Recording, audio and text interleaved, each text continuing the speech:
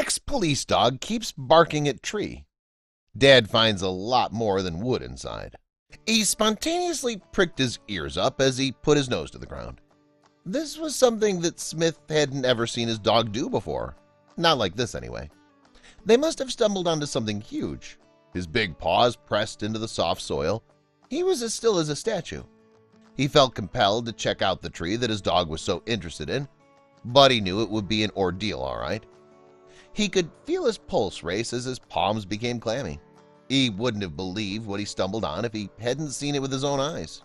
Before we begin, make sure to smash that like button, subscribe to our channel, and click the notification bell for more amazing videos. When the Smith family first laid eyes on Kyle, the grizzled ex-police dog, they fell in love with him instantly. He'd spent 8 years as a service dog and had just retired. He was ready to live out the rest of his life laying around being loved. After they adopted Kyle, the family loved nothing more than taking him on walks every day. They would often take him to the woodlands close to their home. Kyle loved to chase the squirrels he found, and even though he could never catch them, but there was something else that caught his eye. It was like any other normal day walking Kyle until they noticed that something wasn't quite right with him. He was acting strange. He was tense, sniffing around with purpose. Maybe it was old reflexes from his days as a service dog. Either way, something was definitely off. Kyle had been to 2 other families before the Smiths. The last 2 were only temporary because he hadn't retired as a police dog yet and still had more crime fighting to do. With all of his police training, Kyle's strengths were in information gathering. He was a real detective. But when it came to having to be aggressive, it just wasn't in his nature. He'd still defend any officers he was with and now his family if he needed to. Once Kyle had gotten his new partner, Officer John, his training picked up and he soon learned to be more aggressive when the situation demanded it. He would often defend his new partner with his life. A service dog would more often than not go out on patrol with multiple officers, but when it came to Kyle, he just wouldn't listen to anyone the way he did to Officer John. The 2 made a great team and shared a special kind of bond together. So the 2 were on permanent duty together. Kyle was even adopted by John. When Kyle's time on the force was coming to an end, John wanted more than anything to keep him, but with his being still on duty, he couldn't look after him. Kyle deserved a loving home with constant attention, and John knew he couldn't give him that. He decided to do what was best for him. That's why he gave him to the Smiths. The Smith family and Kyle were getting along really well. They ended up exercising way more than they used to because of the daily walks, and they felt reassured that they had a new guardian that would keep them safe. Until they went for a normal walk in the woods one day. Their house was in the countryside and had a massive woodland that surrounded it on all sides. It was a great perk for Kyle. Any normal dog would have run rampant in the woods, chasing after all manner of wildlife, but Kyle found something else. The day started out as it usually did. They started their walk and Kyle bounded ahead of them. They walked the path that they always had. Then Kyle insisted they go explore a different route. That's when the family noticed that their dog was acting very strange. Kyle had never been out of the city for this much time before.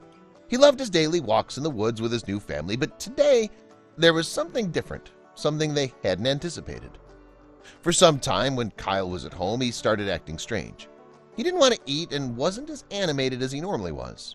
But on the walk he was happy, with his tail wagging and bounding about in the wood. They could see that this is how he must have been while he was still in service. His old reflexes from his police days kicked in as he started burying his nose in the earth, following a trail only visible to him. The family tried to call him back to the path, but he was too focused on the scent. It wasn't out of the norm for a dog to sniff the ground sometimes on walks. Kyle would sometimes find all manners of wildlife while they walked. One time he had even found someone's old clothes. If this hidden trail had something to hide, Kyle would seek it out and find it. But the scent that he had found this time seemed to make him anxious, something the family had never seen before. They had to keep going now that they were invested. The family felt that it was strange behavior for Kyle. Maybe above them there was something hiding in the trees? A small animal, perhaps? It could have been taunting their dog, knowing that he couldn't catch them. But as they looked up, all they saw were twisted branches where leaves would be in the spring. Kyle had found something that so far was invisible to them.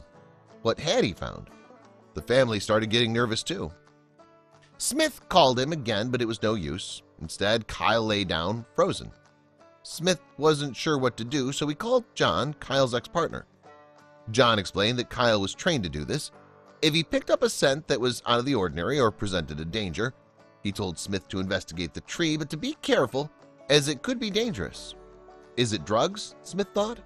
No, what he'd find was much worse. As Smith approached the tree, he saw the bark was loose. Kyle began to bark loudly. Feeling encouraged, Smith braced himself and peeled it back, revealing the hollow inside of the tree. After peering into the dark, suddenly his eyes focused and he jumped back. It wasn't drugs. Kyle, on high alert, awaited his follow-up command. Without a moment's hesitation, Smith pulled out his phone and called the only person he could think to report it to. He shakily dialed John's number. With his voice trembling, he described exactly what Kyle had found in that old tree. John, highly disturbed and utterly incredulous, rushed to gather forensic experts before they all raced out to the scene. For John, the trip down to Kyle's new home was excruciating and took far longer than he realized. After 2 hours on the road, they were still driving. John had been so busy with work that he hadn't been to visit Kyle since he'd been adopted by the Smiths. He felt a stab of guilt about his old partner as they finally arrived. As soon as he sees the familiar sight of the cruisers, Kyle can't contain his excitement. He runs towards John to a reunion that would drive you to tears. But with a serious matter to attend to, John soon made his way to the tree.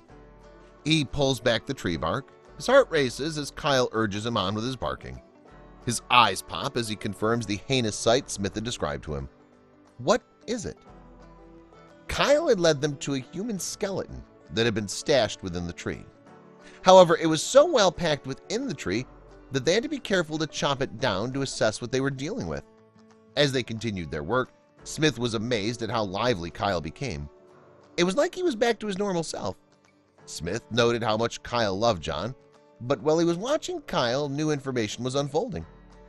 Officer John felt completely out of his depth when he saw the remains stashed in the hollow tree. Ready to inform his chief so they could send more reinforcements out, he began to dial. But just before he could get hold of the station, someone stopped him. The forensics expert he brought with stopped him before he could place the call, and it was a good thing they did. They unpacked their tools and began to analyze the skeleton to try to place its origin. Usually, forensic investigators need at least a week to conclusively determine whose remains have been found and where or what they'd originated from. They had stopped John from making the call because what they had discovered meant that further investigation wouldn't be necessary in this case. They already had everything they needed. The skeleton was a life-sized human skeleton, but it was also the fake. Someone must have planted it as a Halloween scare or prank within the tree bark and forgot about it. They laugh in relief, but what they couldn't understand is why Kyle would alert them to a situation like this. He would have been trained to learn the difference between non-threatening and threatening smells. Then it clicked. Smith was the first to put two and two together. He realized Kyle just wanted to see John. His recent behavior showed signs of loneliness. He was missing his best friend and former partner. He knew John would come running at his police behavior. Perhaps that's why he did this. Was it orchestrated? Kyle had been looking at John since he arrived. John looked down at his ex-partner, who was still jumping around in excitement, licking his hands and nuzzling his legs. Then it dawned on him that maybe this had never been about the skeleton. John recalled that in all their years working together, there was only one quick and foolproof way to get his attention. Kyle must have known that there was no quicker way to make John rush to him. All he had to do was sit and bark when he found something, just like he'd been trained to do. John couldn't help but laugh out loud when everything began to make sense. He bent down and scratched Kyle's head and looked deeply into his brown eyes. Kyle's signal was a secret message for John, the partner he'd missed so much. He missed him so deeply that he had to figure out how to see him again. Even though Kyle hadn't seen John since he'd moved to his new home, he remembers the days when they worked together and remained loyal. John, still looking into Kyle's eyes, was incredibly moved by his display of unwavering loyalty and love. He decided to stay at the scene for a little longer so that he could spend some quality time with his ex-partner. As they walked around the woods alone, John could see how happy Kyle was, and before leaving, John made a promise. He was going to visit Kyle as often as he could. Now, John looked back at him for a good while and laughed wholeheartedly.